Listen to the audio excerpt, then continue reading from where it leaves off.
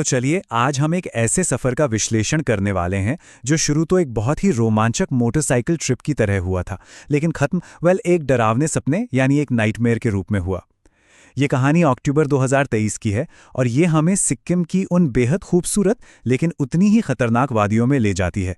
हम देखेंगे कि कैसे एक आम एडवेंचर ट्रिप पर गए लोगों के लिए हर अगला मोड़ एक नई और खौफनाक पहेली बन गया।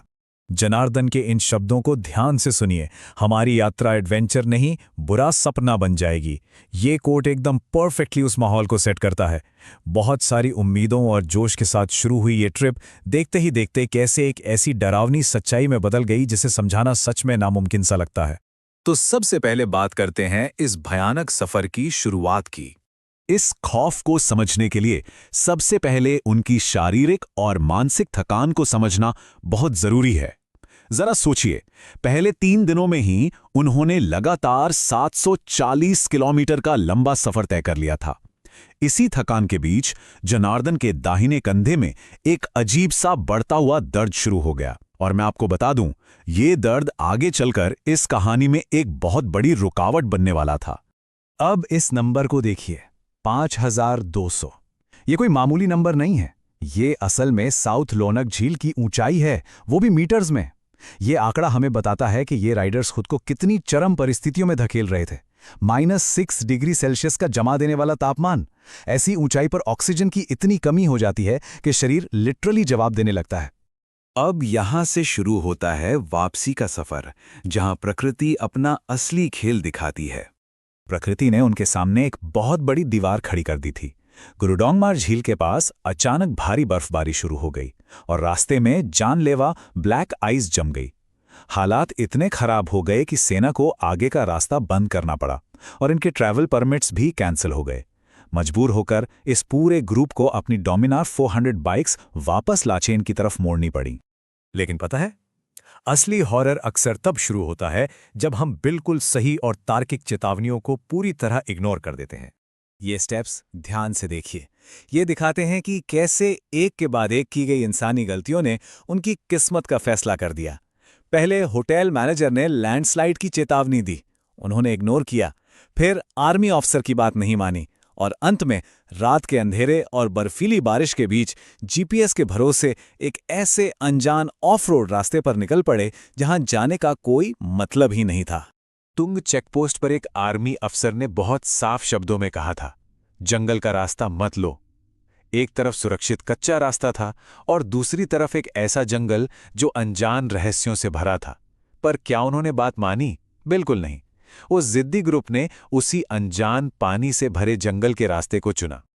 और अब हम इस विश्लेषण के उस हिस्से में प्रवेश कर रहे हैं जहां एक आम ट्रैवलॉग खत्म होता है और असली खौफनाक जंगल शुरू होता है। जब उनका एक साथी प्रशांत गुस्से में अकेला ही आगे निकल गया, तब बाकी बचे राइडर्स को एक ऐसी अजीबोगरीब सत्ता का सामना करना पड़ा जिसने उनके होश उड़ा दिए। जनार्दन मदद के लिए एक पुराने घर के पास गया और उसने वहां क्या देखा? एक महिला जिसके चेहरे पर खून का कोई कतरा नहीं था, एकदम पीली। वो चुपचाप झाड़ू लगा रही थी और फिर हवा में तैरकर एक बंद खिड़की के आर पार निकल गई। सोचकर ही रोंगटे खड़े हो जाते हैं ना। दहशत में वे सभी वहां से एक साथ भाग निकले। और यहीं आता है वो पल जब उन्हें एहसास हुआ कि उनके आसपास जगह और समय के सारे नियम टूट चुके हैं। आप सड़क किनारे किसी को स्कूटर धोते देखते हैं तो नॉर्मल लगता है, लेकिन तब क्या हो जब आप 1 घंटे बाद फिर उसी आदमी और उसी झरने को क्रॉस करें, बार बार? जी हां, वे एक अंतहीन टाइम लूप में फंस गए थे। और डर का ये सिलसिला यही नहीं रुका। जब प्रणय की नज़र पहाड़ की चोटी से घाटी को घूरने वाली एक खौफनाक आकृति पर पड़ी, सफ़ेद शॉल में लिपटी हुई, जिसका चेहरा पूरी तरह से काला था, तो सबके अंदर एक भयानक घबराहट फैल गई। तापमान अचानक इस कदर गिर गया जैसे हवा से सारी गर्माहट ही सोख ली गई हो। इस प्योर पैनिक के बीच दीप्ति ने घबराकर अपने पोर्टेबल स्पीकर पर फुल वॉल्यूम में हनुमान चालीसा चला दी। खैर, एक हल्की सी रोशनी का पीछा करते हुए वे उस टाइम लूप से बाहर निकले, लेकिन असली बचाव अभी बाकी था। 34 किलोमीटर लंबी सेवक रोड, और ये नंबर देखिए, 130। प्रणय ने अपनी मोटरसाइकिल को 130 मील प्रति घंटा की खतरनाक रफ्तार पर दौड़ाया। पहाड़ों पर ऐसी स्पीड जानलेवा होती है, लेकिन उस रात दिसंबर के उस जंगल में उठने वाली अजीब और डरावनी आंधी से किसी भी तरह बचकर निकलना शायद उनके लिए सबसे ज्यादा जरूरी था। इसी तेज रफ्तार के बीच अचानक सड़क के किनारे एक भयानक साया दिखाई देता है। बिल्कुल सूखा चेहरा, आंखें थी ही नहीं और गले से कमर तक बंधी एक रस्सी। सबसे खौफनाक बात, उसकी टूटी हुई गर्दन लटक रही थी। गलती से दीप्ति की नजरें इस आकृति से मिल गईं और वो बुरी तरह चीख पड़ी। ऐसे रोंगटे खड़े कर देने वाले मंजर में भी जनार्दन ने अपनी हिम्मत नहीं हारी और थ्रॉटल को आगे बढ़ाता रहा।